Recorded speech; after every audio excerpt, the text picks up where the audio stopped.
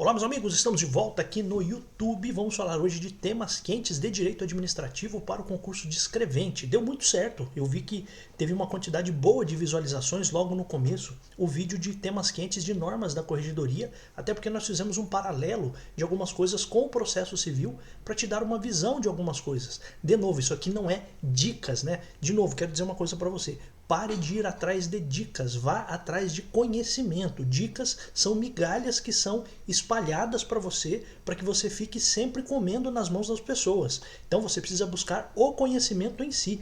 Para de ficar só atrás de dica. Me dá uma dica para isso, me dá uma dica para aquilo. Cara, vai atrás do conhecimento. Dica é migalha, dica é esmola. Eu não vim aqui trazer esmola para você, tanto é que eu tenho 500 vídeos aqui no YouTube exatamente por isso, porque eu não gosto dessa coisa de diquinha, me dá uma diquinha disso, daquilo. Não, eu vim trazer aqui conhecimento para você, para que você tenha uma visão de algumas coisas. Hoje nós vamos falar de direito administrativo para o concurso do TJ, né? Logicamente que dois temas de direito administrativo para o concurso do TJ são o Estatuto do Servidor e também a lei de improbidade, que tecnicamente é um conteúdo de direito administrativo. Mas veja só, qual é o ponto? Coisas que você precisa ter na sua cabeça quando você vai fazer um concurso. E, de novo, questões algumas muito práticas, né? Para que você entenda que pode ser que isso seja perguntado na sua prova. A primeira coisa de todas é a seguinte: escuta aqui, você é escrevente, você vai passar no concurso para escrevente. Você pode ter um açougue? Você pode ter uma loja de bolo? Você pode ter uma loja de costura? Você pode ter isso? Então, a pergunta que eu faço para você é a seguinte: o servidor pode ter empresa? Isso é uma coisa importante para você saber. O servidor pode ser sócio de alguma pessoa jurídica? Isso você precisa buscar. Ele pode ser gerente de uma empresa, de um estabelecimento? Ele pode ser o administrador de uma empresa? Ou ele só pode ter participação numa empresa?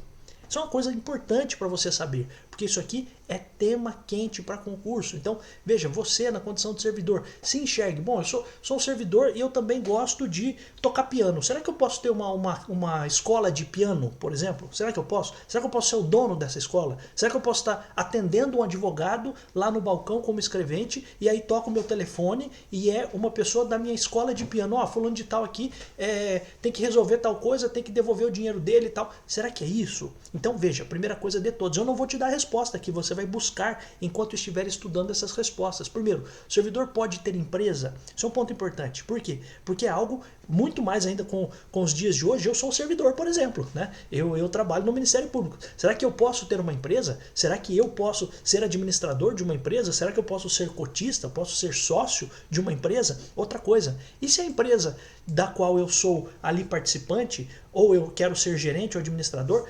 tiver capital governamental, então tiver um capital estatal? Então o Estado de São Paulo contribuiu com o dinheiro para que aquela empresa seja formada. Será que aí sim eu posso ser gerente? Será que aí sim eu posso ser administrador? Então são pontos importantes que você precisa durante o seu estudo identificar lá no Estatuto do Servidor. Então esse é o primeiro ponto. Olhar com cuidado se o servidor pode ou não ter empresa.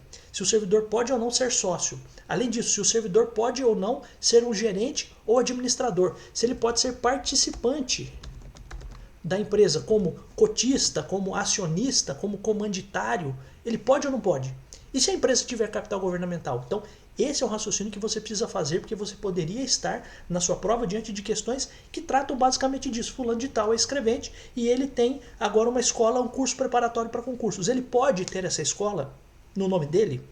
Ele pode ser sócio dessa escola, ele pode ser o gerente dessa escola. Então tem um problema lá na matrícula. Ele vai ter que resolver isso, ele vai parar o serviço dele para resolver isso. Então são respostas que você precisa ter, tá? Então esse é um ponto importante aqui, é o primeiro tema quente de direito administrativo. Então, para conduzir o seu raciocínio para identificar isso. Um segundo tema é um tema assim que me parece muito relevante, que é o seguinte: as punições. E aí veja só, do mesmo jeito que nós fizemos na parte de normas da corregedoria, eu tracei com você um paralelo do processo civil. E eu falei para você o seguinte: olha, se você conhecer o processo civil, algumas coisas lá do processo civil te ajudam em normas da corregedoria. Dentro do direito administrativo, na parte de punições que existem dentro do direito administrativo, eu quero que você entenda uma coisa: alguns paralelos podem ser feitos para você raciocinar lá com o processo penal. Veja só, processo penal. Não necessariamente o Código de Processo Penal, mas um conteúdo que está dentro do processo penal, que é a Lei 9.099 de 95, que é a lei dos juizados especiais cíveis e criminais, e também na própria lei de improbidade. Por que você está falando isso, professor? Veja, eu quero que você trace um paralelo do que nós vamos falar aqui com as medidas despenalizadoras lá do âmbito criminal e também da própria lei de improbidade. Cara, o que é medida despenalizadora? Quero que você entenda uma coisa. Todo mundo está de saco cheio. Todo mundo está cheio de coisa para fazer. Todo mundo está atolado de serviço dentro da administração pública ou dentro do Poder Judiciário.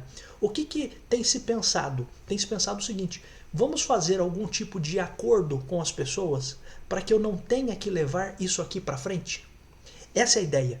Então, quando você olha lá no processo penal, especificamente na Lei 9.099 de 95, você tem duas formas de não levar um processo para frente, ou não levar uma investigação para frente. Lá na Lei 9.099, você tem a transação penal, em que você teria a possibilidade de a pessoa que está sendo ali investigada pela prática de um crime, esta pessoa pode fazer um acordo com o Ministério Público e ela vai fazer um pagamento, vai fazer ali algum tipo de cumprimento de pena e ela vai ficar com o nome limpo. Ela não vai ter nenhum registro daquilo, a não ser que seja para uma nova transação penal, né? Isso por um prazo de 5 anos. Então isso é uma medida despenalizadora lá da Lei 9.099. A transação penal, você ainda poderia ter uma outra, que eu nem coloquei aqui, que é a composição civil dos danos. Está também lá na Lei 9.099. Uma outra coisa que tem na Lei 9.099 é a suspensão condicional do processo. Então veja, eu vou suspender um processo que está em andamento. Então eu comecei um processo, mas o que eu vou fazer? Eu vou suspender o andamento. Por quê? Porque eu quero fazer um acordo. Vamos fazer o seguinte, você está sendo processado aqui, mas vamos parar esse processo aqui? Vamos pausar esse processo aqui e eu vou te dar uma chance. Embora você esteja sendo processado, eu vou dar uma chance para você. É isso que eu quero que você entenda. Todas essas medidas despenalizadoras, lá da Lei 9.099, são como se a gente dissesse o seguinte: eu vou te dar uma chance.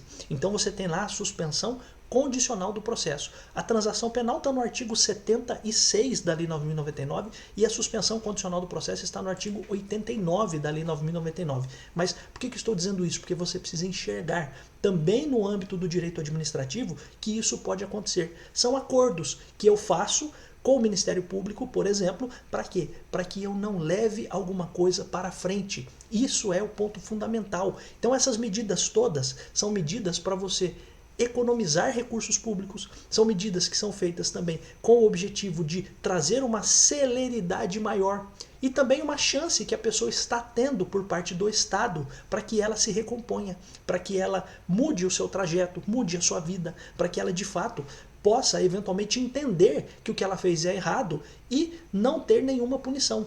Tá? Então essa é a ideia. Então medidas despenalizadoras. Então a transação penal, a suspensão condicional do processo lá da Lei 9.099 e a gente tem também dentro da Lei de Improbidade Administrativa a possibilidade de uma medida que não é exatamente despenalizadora, mas é uma medida em que você vai fazer um acordo com a pessoa, que é o ANPC. É um acordo de não persecução civil. Então você tem lá dentro da Lei de Improbidade essa possibilidade. Então veja, na Lei 9.099 eu faço acordos como a transação penal, eu faço um acordo como a suspensão condicional do processo. Na Lei de Improbidade, eu posso fazer um acordo chamado de acordo de não persecução. Persecução é processo. Então, é como se eu estivesse dizendo para você o seguinte: eu não vou fazer aqui contra você um processo, ou eu não vou dar andamento no processo. Então, veja, eu posso fazer o ANPC antes de começar o processo, ou posso fazer o ANPC depois de o processo já estar em andamento. Lembrando, né, aqui só uma observação, que o ANPC precisa de homologação feita pelo juiz, mesmo antes do ajuizamento da ação de improbidade. Então, uma pessoa cometeu um ato de improbidade, ela tem uma chance, a depender do que foi, para quê? Para que ela faça com o Ministério Público um acordo de não persecução civil. Então, em vez de ter um processo demorado, com citação, com contestação, com sentença, com recurso, etc., o que se faz? Se faz um acordo de não persecução civil. Chama-se tanto o Ministério Público como a pessoa que está sendo acusada pelo ato de improbidade, todo mundo senta ali numa mesa e diz o seguinte: escuta aqui, vamos fazer um acordo? Seguinte, ó, Você está errado, não está? Então vamos resolver isso aqui já? Vamos já estabelecer aqui qual vai ser a nossa punição? Vamos estabelecer aqui o que vai acontecer com você? Sem ter processo, sem você gastar com advogado até o final do processo, sem ficar com nenhum problema. Vamos fazer isso? Então essa é a ideia, tá? É lógico que a ideia do acordo de não persecução civil, embora eu tenha colocado aqui como despenalizadora, o que eu quero que você tenha em mente? São medidas para acelerar as coisas. Então, lógico que na lei de improbidade, quando você tem um acordo de não persecução civil, é necessário que você tenha a imposição de uma penalidade, assim como na transação penal. Você, de fato, coloca ali uma pena para a pessoa. Na suspensão condicional do processo, você estabelece condições para a pessoa. No acordo de não persecução civil, a mesma coisa. Você tem ali a possibilidade de você fazer um acordo dentro da lei de improbidade, mesmo antes do início, antes do ajuizamento da ação de improbidade. Então você pode fazer o ANPC antes de começar com a ação de improbidade ou durante o trâmite da ação de improbidade. Mas por que estou dizendo tudo isso para você? Porque você precisa ter essa visão. Você precisa entender que esse é um ponto de muito interesse dos examinadores em concurso. Por quê? Porque são informações muito relevantes, são informações muito importantes para fins de estudo, tá bom? Então, medidas despenalizadoras. Você tem lá na Lei 9.099 transação penal, suspensão condicional do processo, você também tem a composição civil. Se você tiver dúvidas, a gente tem aulas aqui no canal da Lei 9.099, assista essas aulas, se eu não me engano são 2 aulas apenas, ou uma aula, não me recordo agora de cabeça. A gente tem a parte do acordo de não persecução civil também essa ideia de ser uma coisa mais rápida. Ó, não vamos levar isso aqui para frente não, vamos já resolver isso aqui, esse é um ponto importante. Outro ponto fundamental para gente, para concurso, é esse aqui. Quais são as punições que são impostas aos servidores? Quem vai aplicar essas punições? Qual é o prazo que o Estado tem para aplicar essas penalidades? Então, qual é o prazo prescricional das penalidades? Outra coisa importante, essa prescrição, esse prazo prescricional, esse prazo que o Estado tem para punir você, ele pode ser suspenso? Ele pode ser interrompido? São coisas importantes que você precisa buscar quando você estiver, de fato, estudando. São informações muito relevantes. Outra coisa, e depois da punição? E depois que a pessoa foi efetivamente punida? Veja, depois que ela foi punida, a pergunta que eu faço é a seguinte: será que é possível eu fazer algum recurso? Será que eu posso recorrer? Então eu recebi uma punição como servidor. Eu posso fazer algum recurso? Para quem eu vou mandar esse recurso? Outra coisa importante, será que a pessoa que me puniu, será que ela pode se retratar? Será que ela pode voltar atrás? Essa é uma coisa importante também. E um outro ponto, que é o seguinte, e depois, quando não couber mais nenhum recurso, será que é possível eu fazer mais alguma coisa? Ou eu vou morrer com essa punição? Eu vou simplesmente me calar e não fazer mais nada? Veja, aqui entra, por exemplo, a possibilidade da revisão, depois que já não cabe mais nenhum recurso, depois que já transitou em julgado essa condenação administrativa. Então, é possível fazer mais alguma coisa? Sim, é possível você fazer, por exemplo, a revisão. Quando? Quando você tenha hipóteses em que, de fato, você possa inocentar aquela pessoa ou você possa mudar, diminuir a punição que aquela pessoa recebeu. Então, como isso é feito? Né? Então, são informações importantes que você precisa buscar. Isso aqui é o direcionamento do seu estudo. Então, veja, coisas importantes. O servidor pode ter empresa? Quando? Como? Por quê? Quando? Em que hipóteses? Pode ser administrador, pode ser gerente, pode ser participante. Outra coisa, paralelo com medidas despenalizadoras, por exemplo, transação penal, suspensão condicional do processo, na lei de improbidade, o ANPC. Outra coisa, quais são as punições realmente impostas aos servidores? Quem aplica essas punições? Qual é o prazo prescricional? Existe alguma hipótese de suspensão ou de interrupção dessa prescrição, deste prazo prescricional? E depois da punição, depois que eu fui punido, existe algum recurso ainda durante o processo? Para quem? Será que a pessoa que recebe o recurso pode se retratar ou não?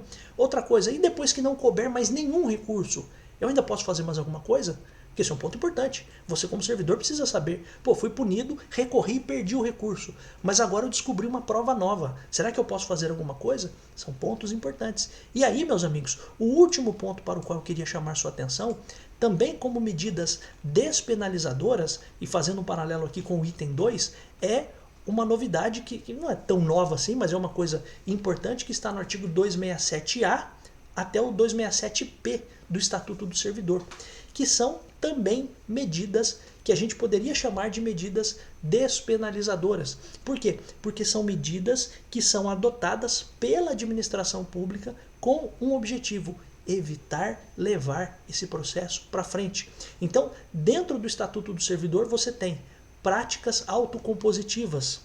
A gente poderia ter a mediação, poderia ter a conciliação. Lá no Estatuto até fala outras hipóteses que envolvam o que a gente chama de justiça restaurativa, que é aquela pessoa que quer se reconciliar, que quer voltar atrás, que quer reconhecer os equívocos que tem cometido como servidor e quer de fato melhorar. Essa é uma possibilidade.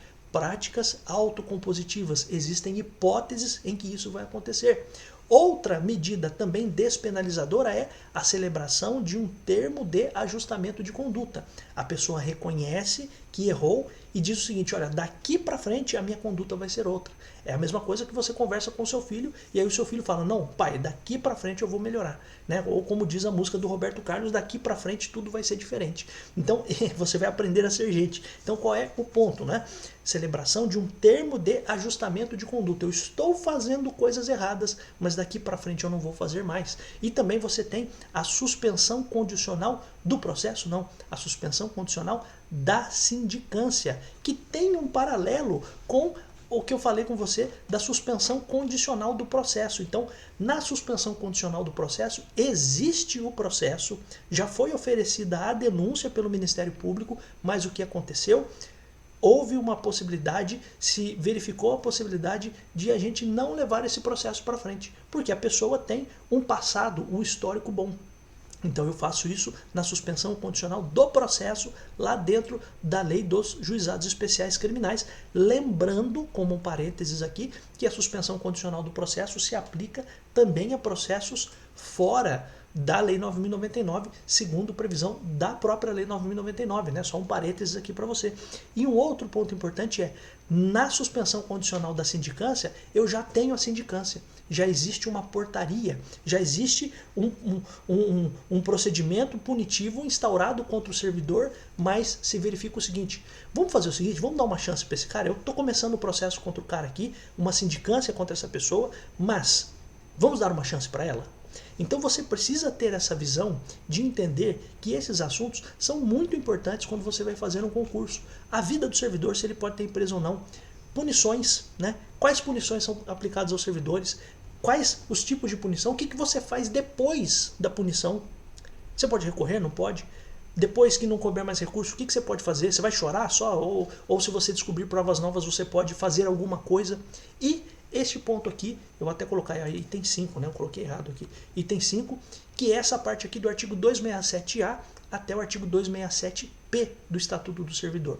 O que eu quero que você faça com essas informações aqui? Que você olhe as playlists do canal de Direito Administrativo e verifique tudo isso aqui. Enquanto você estiver assistindo, use isso aqui que eu estou trazendo para você para direcionar o seu estudo. É como se a gente tivesse a luz do sol e eu quero focar a luz do sol para fazer fogo. Então você vai pegar uma lupa e você vai colocar ali na luz do sol e vai colocar numa folha e aquilo vai queimar.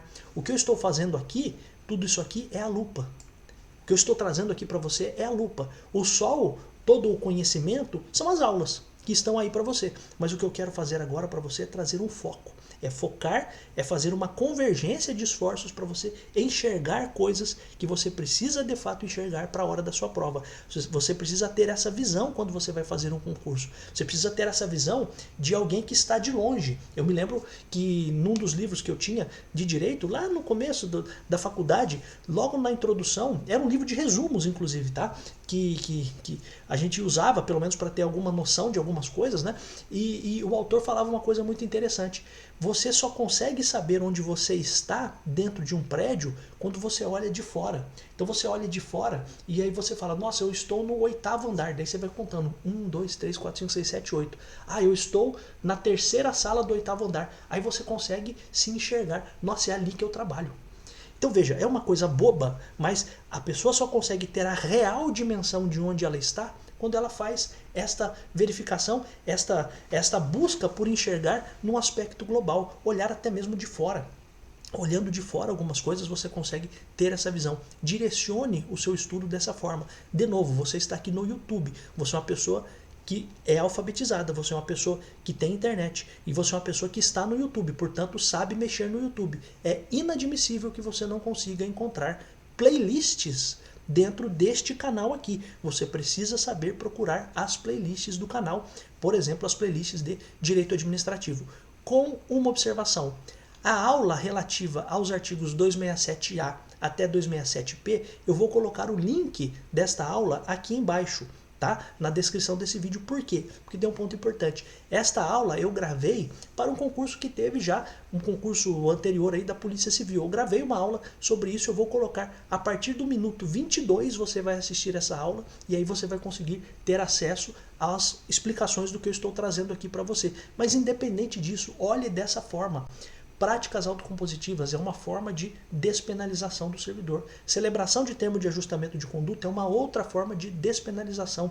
Suspensão condicional da sindicância é uma outra forma de despenalização, de eu acelerar o processo no sentido de resolver aquilo de uma vez por todas e ter menos trabalho para quem vai julgar, para quem vai apreciar isso. Então essa é a ideia fundamental para você. Você precisa enxergar isso. Esses são assuntos muito importantes, tá? Vou fazer um vídeo específico falando mais do acordo de não persecução civil. Ainda vou fazer isso antes da prova, logicamente, porque imagino que seja algo que possa sim estar no radar do seu examinador, que é um ponto muito importante, porque o seu edital fala simplesmente lei de improbidade. Então a gente precisa fazer um mergulho aqui no acordo de não persecução civil. É um artigo só com poucos parágrafos, dá para ver isso num vídeo aí de 30, 40 minutos no máximo, tá? E eu queria que você olhasse todos esses conteúdos desta forma, tá bom? Então, conteúdo aqui do artigo 267A até o 267P, eu vou colocar aqui embaixo na descrição do vídeo e vou colocar também no primeiro comentário desse vídeo, tá bom? Eu estou indo embora com um convite para você, na verdade com dois convites. Eu tenho um curso atualizado de normas da corregedoria. Se você quiser, eu vou deixar também aqui embaixo o link. E eu tenho também a turma de questões. Estou resolvendo questões de concursos anteriores, mas com uma observação importante. Não basta você ver o que já caiu. Você precisa ver em cima do que já caiu aquilo que não caiu e poderia ter caído. E é isso que a gente faz quando analisamos questões de provas anteriores. Porque não basta a pessoa ficar só com aquilo que já caiu. Ah, isso aqui já caiu, vai cair de novo, isso aqui já caiu, vai cair de novo. Não é isso. Não vai dar certo se você fizer isso, porque você vai ficar só na média, só vendo o que todo mundo está vendo. O que a gente faz na análise das questões é, olha, isso aqui caiu desse jeito, mas uma outra forma de ser perguntado poderia ser assim. Então, estes pontos são importantes, porque o que nunca caiu pode cair agora. E aí vai ser a questão que vai ser a diferença para a hora da sua prova, para a hora do seu concurso, e às vezes é uma questão que coloca você dentro da nota de corte, ou coloca você numa posição melhor no seu concurso. Então são pontos importantes que eu queria trazer para você. Olhe, tenha o cuidado de olhar a descrição desse vídeo e olhar o primeiro comentário desse vídeo, porque estará tudo lá para você. Eu agradeço muito a você que está aqui. Eu volto em tantos outros vídeos. Se você puder comentar alguma coisa nesse vídeo, me ajuda bastante também. Se inscrever no canal também me ajuda. E eu volto em tantos outros vídeos. Cara, acredite, eu adoro estar aqui.